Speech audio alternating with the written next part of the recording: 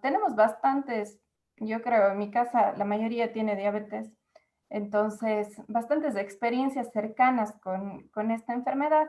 Sin embargo, si nosotros nos ponemos a pensar cómo se ha llevado durante muchos años atrás, ha sido con una carga tan negativa que dicen, no, esta persona está con diabetes, entonces no se le tiene que, ya prohibido el azúcar, prohibido el pan, prohibido el arroz. Cada momento, en el momento de la comida, pues yo creo que ahí es un momento de estrés y de angustia para el paciente o la persona que está viviendo con esta enfermedad porque se siente observada, se siente vigilada, se siente juzgada. Y eso es lo que nosotros tenemos que eliminar, ¿sí? Y yo creo que todos nosotros tenemos que ser portavoces de este mensaje porque ya dejemos de juzgarnos, de juzgar al resto, ya dejemos de tener esta carga tan negativa, porque por todo nos juzgamos, por lo que come, no come, por cómo se viste, por cómo se ve, cómo es su apariencia física. O sea, es tan fácil juzgar, pero es muy diferente vivir lo que la otra persona está viviendo. Entonces, en ese sentido, aquí lo más importante es el respeto. Hay diferentes momentos o diferentes etapas que cada persona que le diagnostican diabetes vive. Entonces, si nosotros sabemos ver esto, respetar esto y ver un poco más allá, pues sería mucho mejor. Entonces, la diabetes sí es una enfermedad crónica, eso creo que lo sabemos. Dejemos a un lado todas las partes negativas, como que sí, sí, sí, ya tengo diabetes, pues me voy a morir. Muchas personas que les diagnostican sienten esa angustia o esa carga tan negativa. No, es que me voy a morir, no, es que ya no voy a poder comer lo que me gusta, no, es que eh, ya no puedo hacer lo que quiero, ya no puedo hacer nada. Entonces se sienten como que excluidos socialmente, ¿sí? Si bien la diabetes es una enfermedad crónica que si no es bien llevada y bien manejada y con la responsabilidad que se debería, pues va a llevar a complicaciones mm, no deseadas, pues sí, es muy cierto, eso es lo que pasa. Si un paciente con diabetes digamos, no se cuida lo suficiente en la alimentación, en la medicación, en todos estos aspectos, como en la actividad física, en realidad no le va a ir, no va a tener una buena adherencia, ¿sí? Ahora, otra cosa que quiero decirles antes de que se me vaya, y es porque recién tuve un paciente que tenía diabetes tipo 2, que tiene diabetes tipo 2, y me parece tan interesante porque, bueno, ahora como estamos con esto del COVID, que sí, que la pandemia y salió el famoso, y ahora se le ha dado mucha más popularidad a ¿cómo se llama? Que todos están tomando como gotitas, dióxido de cloro. Entonces, hablaba con él y mientras hacíamos toda la consulta, ¿no? Me decía, no, Gaby, ¿sabe qué? Yo ya no estoy tomando 3 meses mis pastillas por la diabetes, estoy tomando dióxido de cloro. Entonces fue como que, ok, te has ido donde tu médico, te has hecho revisiones de por qué dejaste de tomar tu medicamento. Yo respeto mucho a veces uno tiene fe con algo, ¿no? Pero bueno, ahí yo no me quiero andar, o sea, simplemente algunas personas capaz me digan, no, es que yo sí creo en el dióxido de cloro. Yo respeto mucho su criterio, pero el dióxido de cloro no salva absolutamente nada. Y con esto quiero ser enfática porque muchos pacientes, muchas personas con enfermedades crónicas, como te dice que el dióxido de cloro es la solución para todo, dejan de tomar sus medicamentos y ahí vienen las complicaciones. Entonces, eh, por último, si quiere tomar dióxido de cloro, eh, no deje sus medicamentos para un lado, o sea, no deje su tratamiento farmacológico, porque hasta ahora no hay cura para la diabetes, ni para ninguna otra enfermedad crónica como la hipertensión o el cáncer sí se queda en remisión un momento, pero o sea, siempre va a necesitar estos cuidados y este seguimiento. Entonces, partiendo desde ahí, respeto mucho la medicina ancestral, respeto ahora esto del consumo del dióxido de cloro, pero nunca dejemos varias cosas. Entonces, en la diabetes, como les he de haber explicado, la fe, nosotros tenemos 4 pilares, ¿no es cierto? Que es la medicación, el tratamiento farmacológico, tenemos, ¿no es cierto?, la actividad física, el autocuidado. Entonces, yo no sé qué ustedes entiendan por autocuidado. Autocuidado es que se hagan las mediciones, eh, hasta el autocuidado es una parte básica, el dormir. Ahora, es tener un descanso, porque nuestro cuerpo se maneja por unas, ¿cómo que por un entorno o un reloj circadiano, ¿ya? Entonces, nuestro cuerpo produce hormonas a distintas horas. ¿Qué es lo que pasa? Cuando no produce, cuando no dormimos a las horas adecuadas, o sea, nos desvelamos. Yo sé que en algún momento puede pasar eso, pero que no sea frecuente es lo importante. Pero si es muy frecuente, ¿qué va a pasar?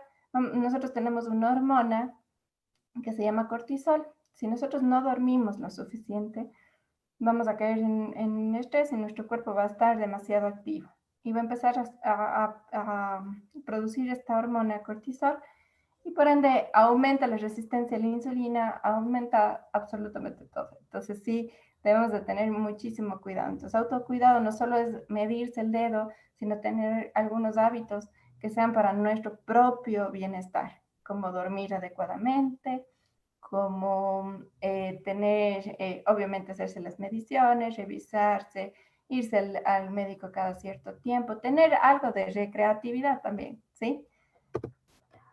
Y vamos ahora por la alimentación, ¿ya? Entonces, ahora nos vamos a ir enmarcando en la alimentación.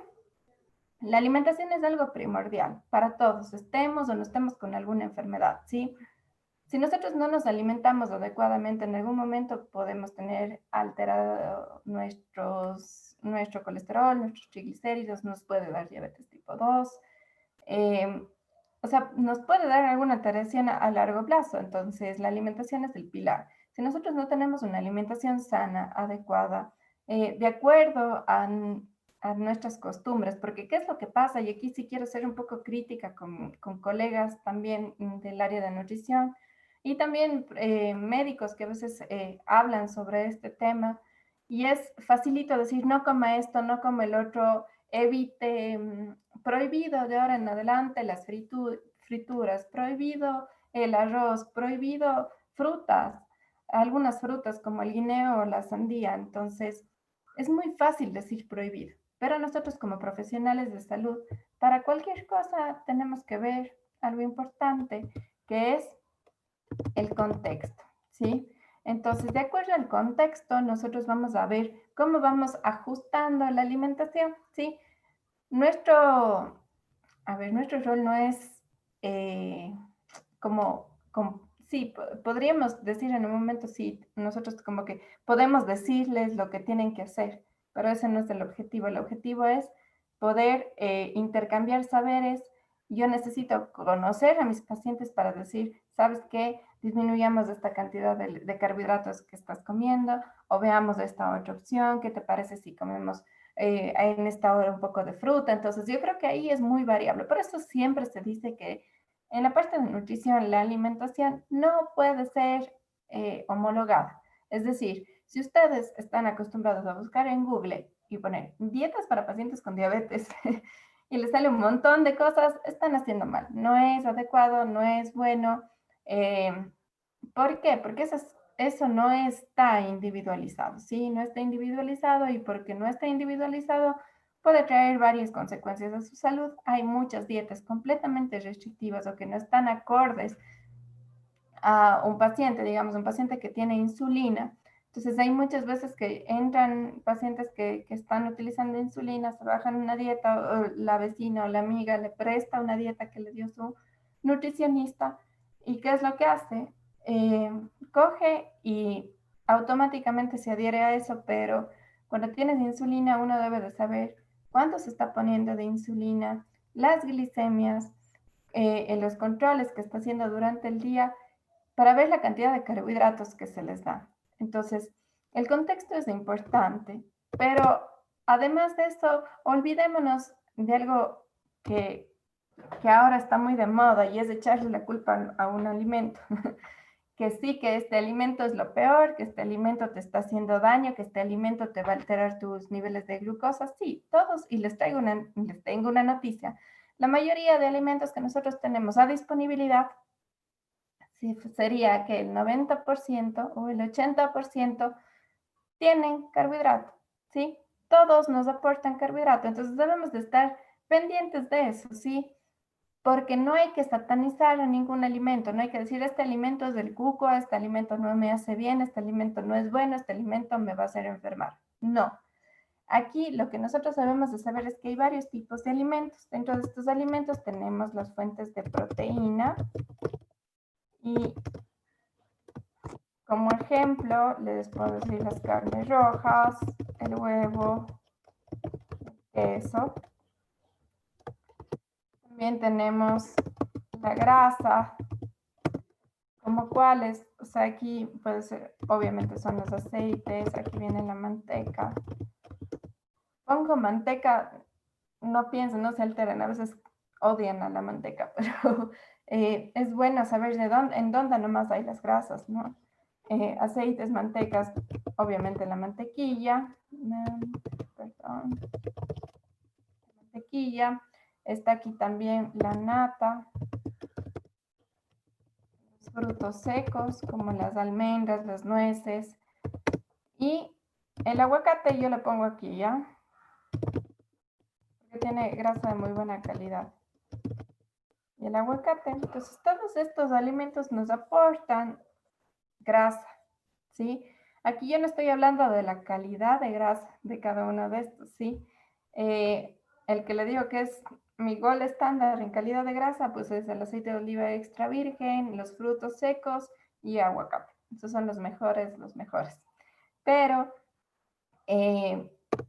tenemos que saber que hay familias que van a tener disponibilidad de algunos tipos de aceite, que aceite de oliva extra virgen es carísimo, que es imposible de adquirir. Entonces no nos vamos a decir, no, es que tiene que consumir aceite de oliva. No, o sea, nosotros tenemos que acoplarnos a la realidad del paciente.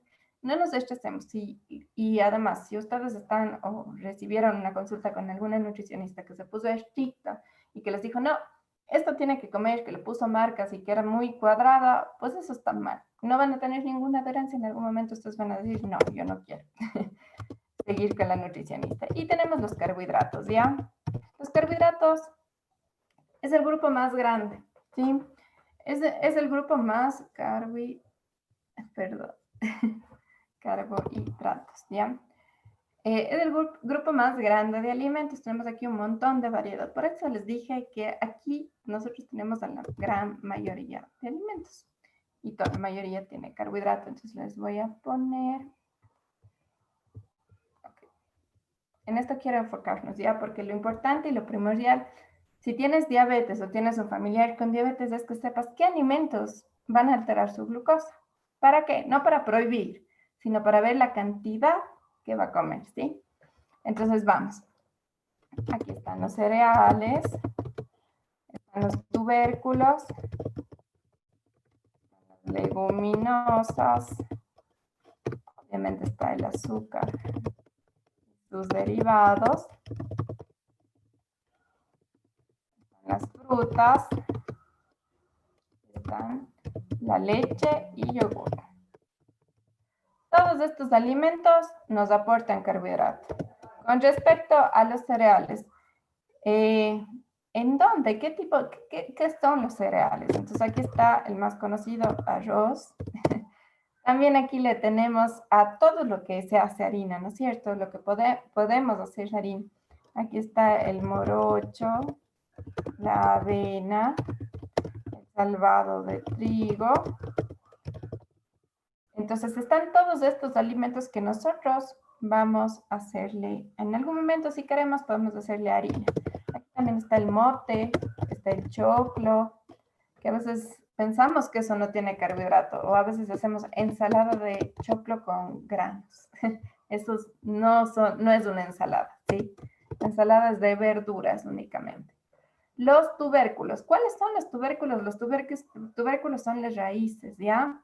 Entonces, ¿qué tenemos o cuáles tenemos dentro de este grupo? Pues tenemos nosotros a la yuca, la papa, el camote, y aquí también está la zanahoria, ya que es un tubérculo.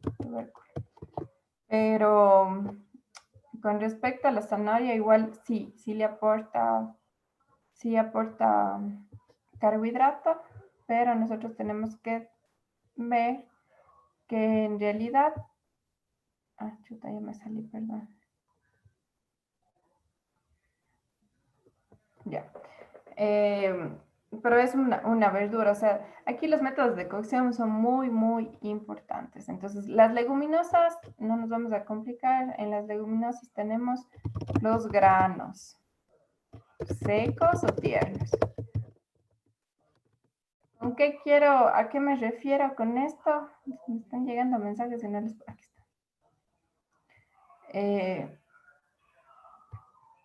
A ver, dice Renato, perdón. Nosotros como diabéticos debemos de tener más cuidado con el control de los carbohidratos, no queriendo decir eliminarlos, su control, porque ellos son los que nos elevan la glucosa, exactamente. Entonces, sí, lo que nos va a alterar la glucosa es el aporte de carbohidratos, pero nosotros necesitamos a la glucosa para que nuestro cuerpo funcione, porque es el que nos da la energía. Entonces, eliminarlos es un grave error, ¿sí? Gladys, sí, ¿qué es el morocho? Ya, el morocho, no sé si es como un cereal, ya, unos gránulos así, como maíz se podría decir. Eso generalmente se hace colada de morocho aquí, o algunos también hacen sopa. Y también probé una vez una empanada de morocho que me pareció interesante. Entonces, como la parte de la cocina es bien diversa, pues se puede hacer eso. Las leguminosas. Con respecto a las leguminosas, son granos secos o tiernos. Con esto quiero decir, si se va a comer usted un frijol tierno, pues tiene la misma cantidad de carbohidratos. O sea, no piense porque, o sea, por un lado, sí, el grano seco tiene más carbohidrato que el grano tierno. Pero con esto no quiero decir que el grano tierno no tenga carbohidrato. Y también acotando lo que les decía anteriormente, es cuando dicen, no, es que me comí una ensalada de granos con choclo. Entonces, como ven, todo eso tiene carbohidrato. La idea de la ensalada es que no, en la parte de la ensalada, es que no tengamos tanto aporte de carbohidrato. Entonces, ahí estamos haciendo algo medio que mal, ¿ya? Azúcar y sus derivados, pues obviamente todo lo que se hace con azúcar. Y aquí soy clara, azúcar blanca, azúcar morena, miel, panela, caña, o sea, todo lo que es dulce, todo eso tiene azúcar, ¿sí? Unos me dicen, pero el azúcar morena es más sana que el azúcar blanca o la panela o cosas así. Digo, sí, o sea, el azúcar blanca es más procesado. Esa es la diferencia. Entonces tiene un proceso químico para que se haga blanquita y lo poco que tiene un poquito así de minerales se elimina completamente, ¿ya? Entonces, pero tiene la misma cantidad de carbohidrato. O sea, no hay una diferencia. Si usted come miel de abeja, miel de maple, o si dicen, no, es que ya no consumo azúcar, consumo panela, pues da lo mismo, ¿ya? Frutas. Aquí quiero ser también muy clara. Las frutas cítricas, como las frutas dulces, a veces me dicen, no, es que yo comí naranjilla. Y eso no es dulce, entonces no pasa nada. Digo, no, pues, o sea, igual, lo cítrico y lo dulce, por ser frutas, tienen un compuesto que se llama fructosa. Y esta fructosa nos da la glucosa en nuestro cuerpo, ¿ya? Y la leche y el yogur, que capaz eso puede ser un poco nuevo para ustedes. Sí, los lácteos también. El queso no está incluido. Como ven, el queso está acá arriba. Entonces, la leche y el yogur sí nos dan carbohidrato. ¿Y ahora qué hacemos? ¿Cómo nos vamos a alimentar? ¿Cómo se alimenta uno si nos dicen que la mayoría de comida tienen carbohidratos? Y aquí también les digo, o sea, la lechuga también tiene carbohidrato en mínimas cantidades, pero tiene carbohidrato. Entonces, yo no quiero, con esto no quiero decir es que, ay, y ahora no van a poder comer nada, ¿ya? ¿Qué es lo que vamos a hacer ahora? Y lo que quiero que tengan muy en claro, yo les indiqué algunos tipos de herramientas que se utilizan, ¿no es cierto? Que es el método del plato, es conteo de carbohidratos, básicamente, y lectura de etiquetas. Entonces, estas herramientas, las tres para mí son muy importantes porque nos ayudan a complementar toda la información. Entonces, si nosotros estamos viendo esta información, lo importante es ahora cómo le aterrizo, ¿no es cierto? ¿Cómo le aterrizo esta información? Y hay una forma práctica para mí que es al inicio de cualquier consulta, es no te compliques la vida, hagamos el método del plato. O sea, es lo más dinámico, lo más visual, digamos, que podríamos tener. Y si yo les indico que este es el método del plato, yo no quiero decir que esto de un día al otro lo van a realizar, porque es difícil, porque cada uno tiene sus costumbres, sus gustos. Entonces les digo, a ver, nuestra meta va a ser esta. Esta va a ser nuestra meta. Entonces yo quiero que esto sea ensalada. ¿Ya? Esto quiero que sea, esta parte, la mitad de la, a ver, la mitad del plato quiero que sea ensalada. Y aquí, ¿qué vamos a poner? Vamos a poner verduras y hortalizas. Las verduras y hortalizas nos aportan fibra y eso es lo importante de estas verduras porque el aporte de fibra hace que nuestro nivel de glucosa no se eleve tanto, ¿ya? Entonces, las ensaladas, ¿cuál es la porción que se recomienda en general? Son 2 tazas, ¿ya? No me cogía la A ver, 2 tazas. Lo siguiente, aquí viene proteína, ¿ok? La proteína, como les vuelvo y les recuerdo, y les repito nuevamente, no tiene carbohidrato. Y tenemos acá, obviamente, los carbohidratos, los cereales, ¿ya? Todo lo que incluye carbohidratos, ¿sí? Entonces, nos vamos aquí. Este es el método del plato y aquí más el agua, y aquí viene, a ver, aquí viene agua y viene fruta ya. ¿Por qué se recomienda agua y fruta? Porque generalmente, ¿qué es lo que pasa? Cuando nosotros hacemos un jugo, cernimos y al momento de hacer y de cernir, quitamos toda esta fibra, se queda en el cernidor y eso eliminamos. Primer error, quitamos la fibra que es muy importante, como les dije antes, para que no se eleve tanto la glucosa. Segundo error, ponemos azúcar o ponemos edulcorante, ¿ya? Al hacer eso, ponemos un dulzor que no es necesario para una fruta, o sea, para nada, porque son dulces de por sí, ¿ya? Entonces, por eso siempre recomendamos que se tome agua, por un lado, y fruta, que se coma directamente. ¿Qué es lo que pasa si no les gusta el agua? Porque tengo pacientes que no les gusta el agua y yo les digo, a ver, perfecto, si no te gusta el agua, toma agua saborizada, tómate una aromática, agua saborizada naturalmente, ¿ya? Como pueden poner ahí, le dejan en la noche, le dejan en una jarra, le dejan ahí agua, le ponen fruta picada y le pueden poner alguna hierba aromática como la menta, como la hierba luisa, no sé, la que les guste.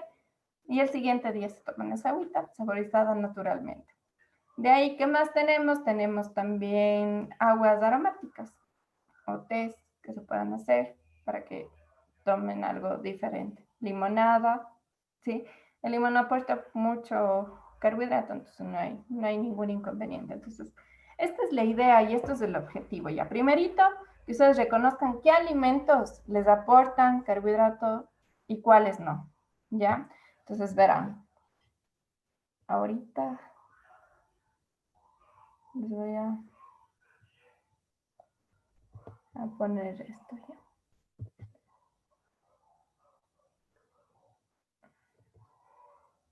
Déjenme hacerle mejor.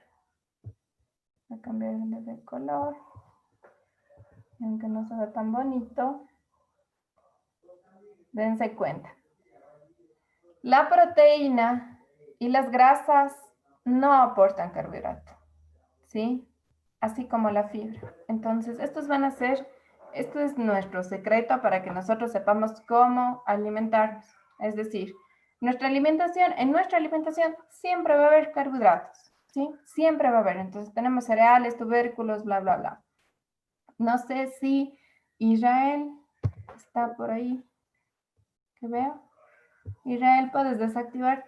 Ya. Israel, ¿cómo estás? Buenas noches. ¿Me puedes decir cuál fue tu almuerzo de hoy? ¿Cómo está? Buenas noches. Bueno, mis almuerzos en general, yo sigo como una dieta, son como el cuadro que usted presentó, principalmente un poco de arroz, un pedazo de carne que mide la palma de la mano y una porción de ensalada. ¿Qué almorzaste hoy día? Eso, Específicamente. exactamente eso, carne de Ay, res, arroz y una porción de ensalada. ¿qué ensalada de qué? Ensalada de lechuga con tomate. ¿De jugo, agua, algo? Ah, ya, jugo de tomate. ¿Con azúcar? Sí, con azúcar. ¿Algún postre?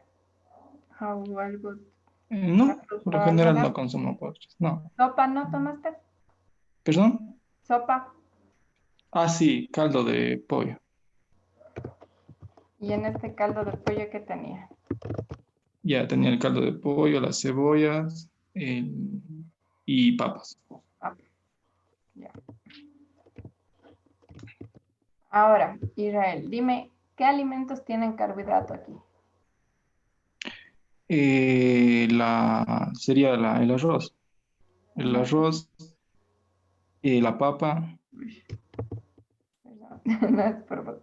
Ya, la papa, mm, Y eso.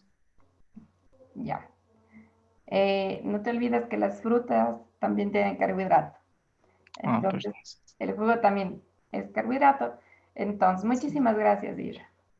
de nada. Entonces, si nosotros vemos o nos tratamos de imaginar esta información, tenemos caldo de pollo con papitas, generalmente hacen, o si no, ponen yuca. Entonces, este es el carbohidrato, ¿ya? Y en el arroz, que antes de olvidarme, aquí sería como que una taza, la porción estándar ya que se suele mandar.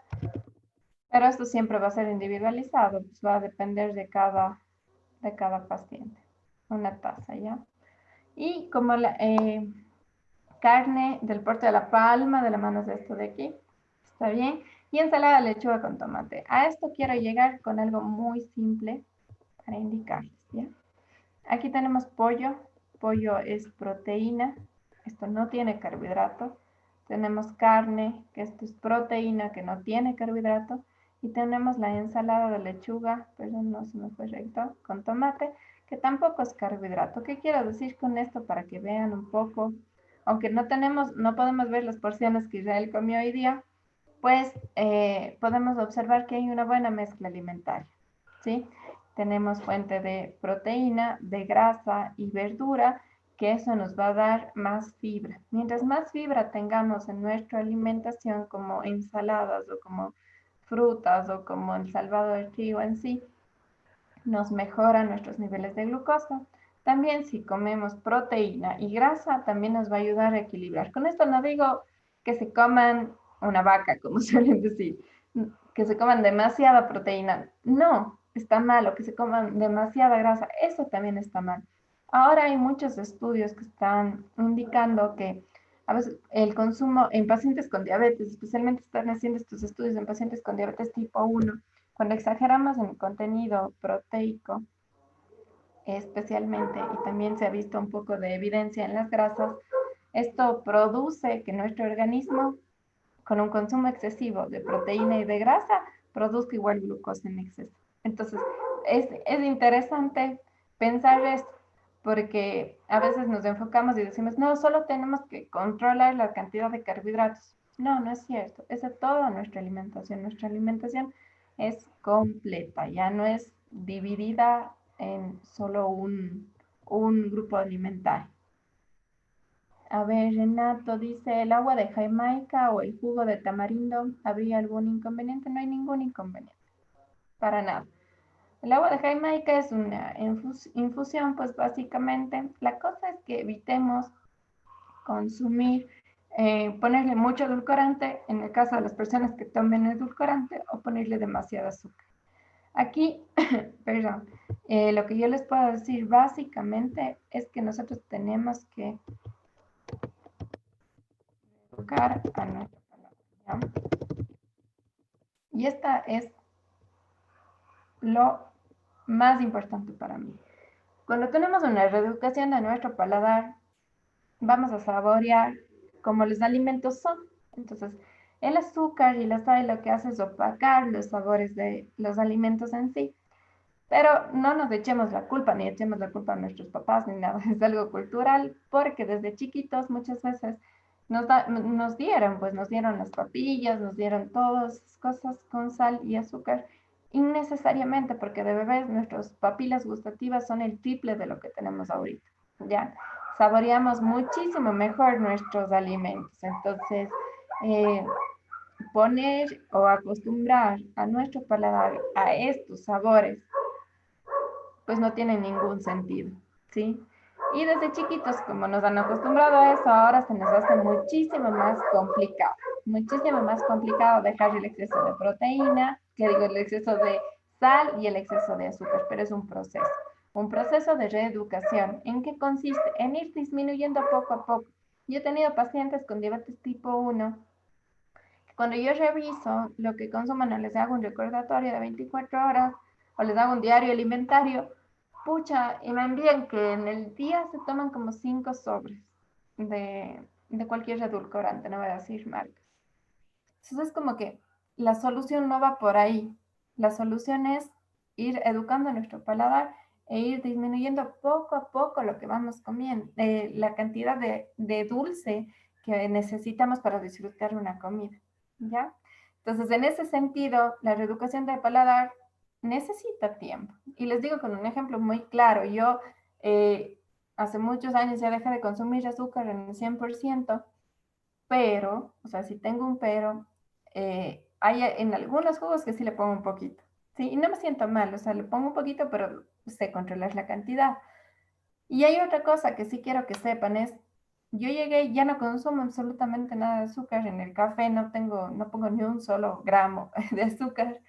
Y cuando me voy a algunas casas me ofrecen café, pues chévere, tomo.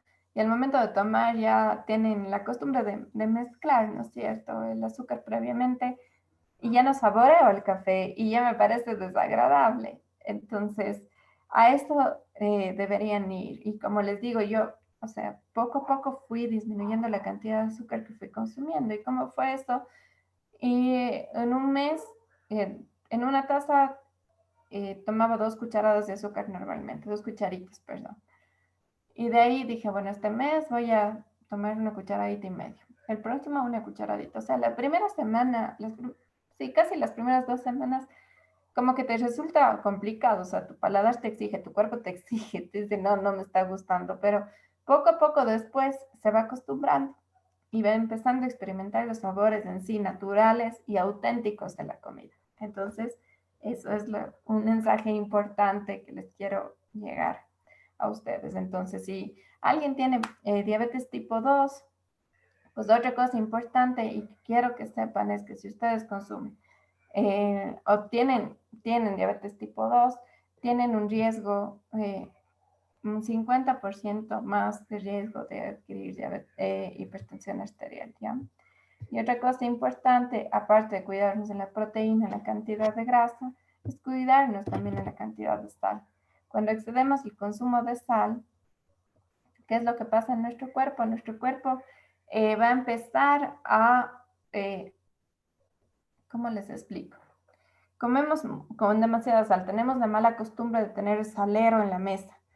Ponemos demasiada sal y ¿qué pasa? Inmediatamente nuestro cuerpo empieza a absorber más la glucosa, ¿sí? Como que necesita producir más. Entonces, en ese sentido, evitemos el exceso de sal. A veces no sabemos por qué tenemos los niveles elevados de glicemia, si me estoy cuidando, o sea, son muchísimos factores, pero la alimentación tiene muchas aristas también. Entonces, una cosa es, si estás, digamos, en este caso, si estás haciendo una buena mezcla alimentaria, si estás comiendo carbohidrato, pero también estás comiendo otros productos que no te van a hacer elevar tanto de la glucosa, chévere. Pero ya ahora sabemos la cantidad, digamos que en vez de esta media esta cantidad de ensalada, te estás comiendo esta cantidad de carbohidrato. Y de ensalada la mitad de esto, cosas así. Entonces yo digo, otro factor son las porciones. Ve qué cantidad estás comiendo en realidad. Yo les puse estas porciones como estándar. 2 tazas de ensalada, 1 taza de carbohidrato y el deporte de la palma de la mano de proteína. Pero esto también es variable y esto va a depender si hacen actividad física, si no hacen actividad física, en qué edad estén, cómo absorben los alimentos, cómo no, cómo les va con sus controles de glucemia, cómo están su colesterol, triglicéridos, absolutamente todo. Aparte de eso, otra cosa importante es la cantidad de sal que pongamos en nuestra comida. Si ponemos exceso de sal, pues créanme que no estamos haciendo absolutamente nada bueno. Si comemos en exceso de proteína o comemos exceso de grasa, pues obviamente repercute en nuestro cuerpo, ¿ya? Y otra cosa importante también que puede alterar es el consumo de alcohol.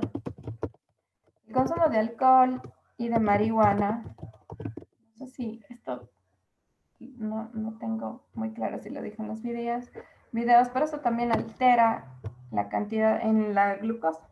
Entonces, digamos, si nos ponemos a pensar o tener un panorama general, tenemos un paciente, tengo un paciente que no tiene absolutamente nada, o sea, que no tiene ninguna enfermedad, que no tiene diabetes, que no tiene absolutamente nada. ¿Y qué pasa? Generalmente cuando empieza a beber alcohol, se pueden emborrachar, a veces terminan vomitando, a veces dicen, chuta, ya se puso mal porque está palidísimo, pierden el conocimiento, o sea, pasa varias cosas, ¿no es cierto?, dentro de una fiesta o una reunión, etcétera, que abusamos del consumo del alcohol. ¿Qué es lo que pasa normalmente? Esto nos pasa a todos el alcohol, tengamos o no tengamos alguna enfermedad, pues ese rato, como está mezclado con cosas dulces, nos va a dar un pico, nos va a subir la glucosa.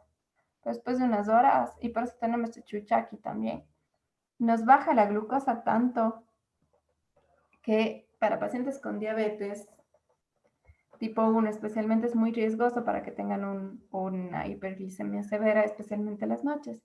Entonces, en ese sentido, sí deben de estar muy pendientes. Con la marihuana, lo mismo. Entonces, yo no estoy impulsando el consumo de nada, pero sí deben de saber qué efectos tiene en nuestro cuerpo.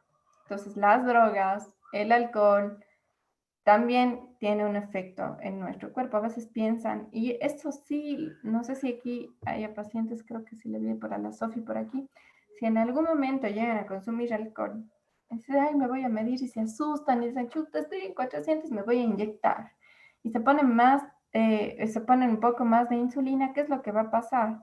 Pues tiene muchísimo más riesgo de que le dé una hipoglicemia. Entonces eviten eso, ¿sí? Es importante estar informados en este sentido. No sé si hasta aquí tengan alguna pregunta específica.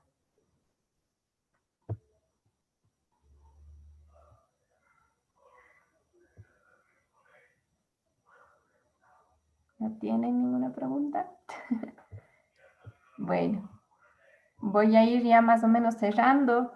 Espero que muchas cosas les hayan aclarado, ¿sí?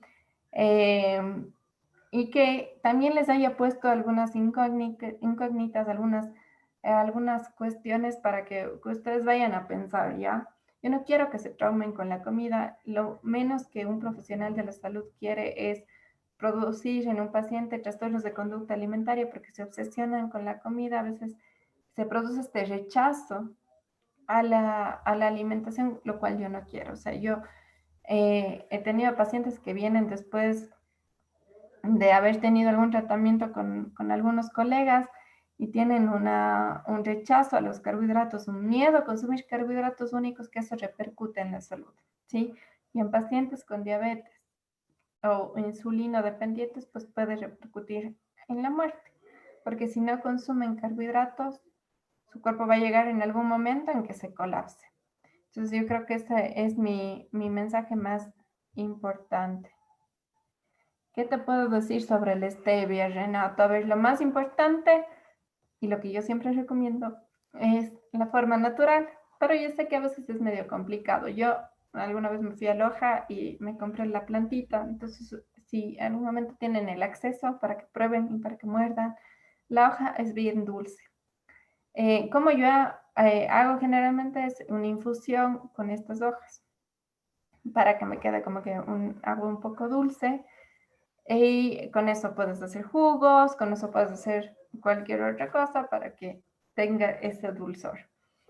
Eh, yo sí recomiendo los edulcorantes, sí lo utilizo como estrategia.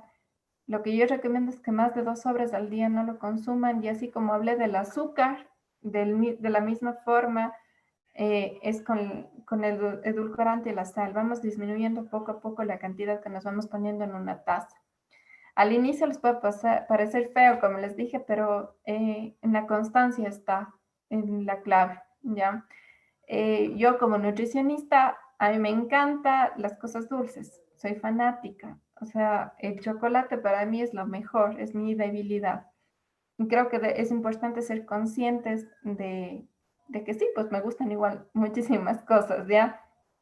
Pero eso, con eso yo no quiero decir que tengo una alimentación que no sea sana, en lo posible, obviamente, sí, de acuerdo a lo que tengo disponible en mi casa, pero al momento de comprar, yo sí lo que hago es ver qué tipo de chocolate voy a comprar. Y como he ido reeducando a mi paladar, pues cada vez más rápido me empalago. Y prefiero chocolates semi amargos a amargos. Entonces, siquiera de un 70% de cacao puro, pues es mejor para mí porque sabe en realidad a cacao. Si se comen, por ejemplo, es decir, marcas, un Galaco, estos típicos chocolates que venden en la tienda, pues eso no tiene nada de cacao. Eso es solo manteca y azúcar. No tiene nada de cacao. Entonces, eso también, las decisiones que nosotros vayamos a hacer en el momento de las compras son importantes, son muy, muy importantes y ya es nuestra responsabilidad. Y la panela orgánica para una persona con diabetes tipo 2, como dije, Omar, la panela, el azúcar blanca, el azúcar morena, la miel, todo da lo mismo. O sea, todo da lo mismo, o sea, es la misma cantidad de azúcar. Si te pones panela, 2 cucharadas de panela orgánica, da lo mismo si te pusieras 2 cucharadas de azúcar, te sube la misma cantidad de la glucosa. O sea, no va a haber una diferencia en eso. Sí hay una diferencia en que el uno es orgánico y el otro no, pero al hablar del el efecto que causa en el cuerpo en la glucosa, pues es el mismo, ¿ya? ¿Qué pueden hacer ahí? Pues con pacientes adultos mayores es un poco más complicado que con pacientes más jóvenes, pero en nuestra clave yo creo que la parte, la estrella que le daría es reeducar a nuestro paladar. Aprender a comer no es de un día para el otro, no es porque te den una dieta impresa y ya aprendiste a comer jamás. Son los hábitos y los comportamientos que van haciendo día a día, lo que va a repercutir en nuestra salud. ¿Sí? Entonces, vamos disminuyendo la panela orgánica, está bien, consuma panela orgánica, pero que no se endulce tanto. Si usted me dice, no, es que mi papá, mi abuelita, o no sé si usted, Omar, tenga diabetes, y le compramos esta panela orgánica, pero se pone 3 cucharadas o 2 cucharadas en una taza, pues le digo, o sea, puede ser orgánica, puede ser lo que sea, puede ser carísima, pero la cantidad es en exceso. Hay que ir disminuyendo y reeducando a nuestro paladar. A ver, mi Sofi dice, ¿qué alimentos debemos consumir cuando tenemos una hiperglicemia? Ya, entonces aquí hay 2 cosas importantes. Tenemos complicaciones agudas, que es hiperglicemia y la hipoglicemia. La hiperglicemia es cuando te sube la glucosa y la hipoglicemia cuando te baja la glucosa, ¿ya? En los casos de la hiperglicemia, Sofi, lo importante es que consumas líquido, ¿sí? Aquí, obviamente, como te pones insulina, te mides y dices, chuta, estoy en 400, ¿qué es lo que vas a hacer en este momento? Primero, darte cuenta que te chequeaste después de 2 horas de haber comido, ¿ya? Porque si te chequeas en menos tiempo, pues no es una medición un poco objetiva. Lo que pasa en este sentido, te chequeas, digamos, Dice, sí, yo comí a la 1, me estoy chequeando a las 3, si pasó una hora y media, 2 horas, estoy en 400, chuta, ¿y ahora qué hago? Eh, te- lo que yo te recomiendo es que te tomes bastante líquido, bastante agua y eh, te puedes hacer una corrección de acuerdo a lo que te dé tu médico. ¿Qué alimentos, o sea, como te dije, qué alimentos en sí te van a bajar ese rato? No te va a bajar nada. No te va a bajar una hiperglicemia. Lo que pasa es que si te comes solo tomate, digamos un tomate riñón, también te aporta carbohidratos. Si te comes, dices, no, el aguacate que es grasa.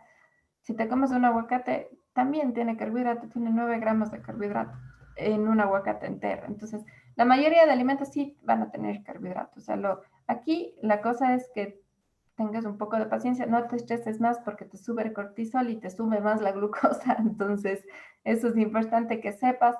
Eh, chuta, si ya estás alta, pues estás alta, te puedes corregir y en el siguiente tiempo de comida, pues ve las cantidades que sean de acuerdo y trata de que al momento que comas tengas estos alimentos barrera o estos alimentos que te van a evitar que suban tan rápido la glucosa, como las ensaladas, como la proteína, como la grasa, como las verduras básicamente, ¿ya? Que eso va a ayudar a controlar tus niveles de glucosa, pero en el rato que ya estás con una hiperglicemia, toma líquido, te puedes hacer una corrección y después sigue comiendo normalmente, como estás acostumbrada, pero obviamente ve las cantidades de carbohidratos, de proteína y de grasa que vayas a consumir. A ver, a ver, a ver. Muchas gracias. Tengo un problema en la señal. No había escuchado que usted indicó. Ya puedo utilizar. ¿Qué puedo poner? Ya. A ver, ¿qué puedes utilizar para sustituir el azúcar? El primer paso que yo utilizo generalmente es edulcorante, ¿ya? Les digo, a ver, vamos con edulcorante, pero hay algunos pacientes que no les gusta, que dicen, no, que este sabor es feo. Y tampoco uno está ahí para obligar. Pues les digo, ya, perfecto, o sea, eh, ¿quieres seguir consumiendo azúcar? Pues lo vamos a hacer en mucho menor cantidad. Entonces, este es el proceso de reeducación. La opción es, puede continuar con la panela orgánica, pero usted sabe que eso igual le va a afectar en el nivel del azúcar. Pero aquí lo importante es disminuir las cantidades de azúcar, ¿sí? Aquí les voy a decir algo muy claro. En el 2009, la Asociación Americana de Diabetes sacó ya una guía en la cual especificaba que no se prohíbe el consumo de azúcar a pacientes con diabetes tipo 1, tipo 2 o cualquier tipo de diabetes, ¿ya? No se prohíbe, pero si esta no prohibición no va con educación o no va con un poco de control, pues no vamos a tener ningún efecto, ¿sí? Un efecto positivo. Por eso le digo, lo importante es reeducar a nuestro paladar. Y si en algún momento va a consumir algún producto con azúcar, se va a una fiesta infantil o lo que sea, se va a una reunión familiar, dan un pastel, come, pero una porción pequeña. Creo que tenemos que ser muy conscientes de eso, muy conscientes de lo que vamos a comer, en qué cantidad. Y si te gusta, pues cómelo, pero en una cantidad moderada. A ver, Katy dice, las medidas referenciales para el plato saludable no cambian para un paciente que además de tener diabetes tiene hipertensión y cáncer. Claro que sí, o sea, como te dije, esto es una referencia, ¿ya? Es una referencia, o sea, este plato saludable lo sacó Harvard y sí, nos puede servir para educar, pero esto siempre va a ser individualizado. En el caso que me dices hipertensión, pues yo lo controlo con por cantidad de sal inmediatamente. Y cáncer, pues en el cáncer uno tiene que aprender a escuchar al paciente, saber y preguntarle qué alimento le causa daño, con qué síntomas está en ese momento, o sea, está con náuseas, con vómitos, con aptas en la boca. De acuerdo a eso se le da la alimentación. Entonces es completamente variable, completamente modificable. Un menú, una dieta, por eso les decía, no se bajen de internet, no consulten tanto internet, consulten a un profesional para que les pueda dar una asesoría completa de acuerdo al paciente, a lo que necesita, a los requerimientos y al estado del paciente y sobre todo a lo que le guste comer. Entonces, de aquí mi último mensaje importantísimo es que si van a un proceso de alimentación, un proceso de nutrición, se van con un profesional de la salud, pues no es para que este profesional les haga sufrir, sino es para que ustedes sepan que la alimentación es rica. La alimentación sana es rica, sana, perdón por redundar, y sobre todo saludable, ¿ya? En este sentido, prohibiciones no deberían ir, sino deberían ir o sea, acoplarnos mutuamente. La otra cosa importantísima que deberían conocer es que, o sea, si ya les prohíben y ni bien pisan un consultorio, pues no va por ahí la cuestión. La alimentación es completamente diferente, la alimentación es variable, la alimentación tiene que darle gusto, placer, disfrute, y es en compartir. El ideal es compartir con el resto y es disfrutar la comida. Si ustedes no disfrutan una comida y si solo están llenos de restricciones, que no comas esto, que no, que ya veas, ya te va a subir la glucosa, cosas así, pues están en un constante estrés que eso le va a repercutir a largo plazo, ¿ya? Entonces, en ese sentido, no sé si tengan alguna otra pregunta más, alguna duda. Igual si tienen cualquier duda me pueden escribir a mi correo electrónico que les dejé después de cada presentación. Si quieren profundizar en algún tema que capaz ya no pudimos Buenas hacerlo por noches. ahora, ¿Podría pero consultar algo? Buenas claro, noches. dígame, Alexandra. ¿Cómo está? Quisiera hacer una consulta con respecto al modo de la preparación. Por ejemplo, para hacer un pescado frito, yo le frío, pero se puede decir, le pongo un poquito de aceite como para que no se pegue. ¿Es recomendable o porque a veces, bueno, se ve que el pescado frito se hace así, un medio litro de aceite y para que salga súper crocante? Entonces, ¿sirve, digamos, el hacerle así mínimamente con aceite o no? ¿O es en vano el sacrificio? Si cabe el término. Ya, a ver, Alex, ahí yo les recomiendo, o sea, una vez al mes, una vez a los 15 días puede tomar una fritura, o sea, no, no hay problema, no nos, a veces decimos, no, nunca más fritura, pero en el día a día sabemos que en algún momento va a consumirla, ¿ya?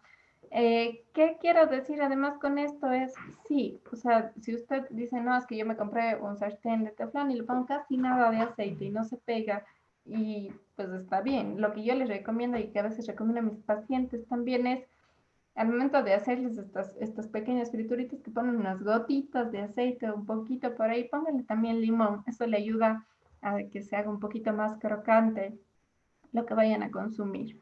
Entonces, eso es una buena opción también que lo pueda hacer y no, no hay problema. O sea, evitemos obviamente consumir frituras, especialmente afuera de nuestra casa, porque afuera de nuestra casa no sabemos qué tipo de aceite están consumiendo, están utilizando y aparte cuántas veces lo han reutilizado.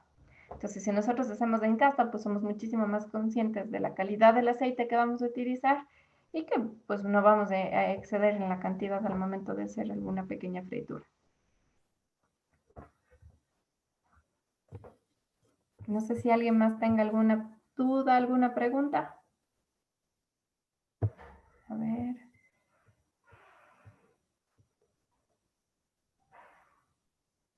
Claro, a ver, les voy a poner aquí mi correo electrónico, gabriela.molina8@gmail.com, ¿ya? Ustedes me escriben ahí con toda la confianza, no hay problema, podemos seguir profundizando en cualquier tema que ustedes deseen, no hay ningún inconveniente.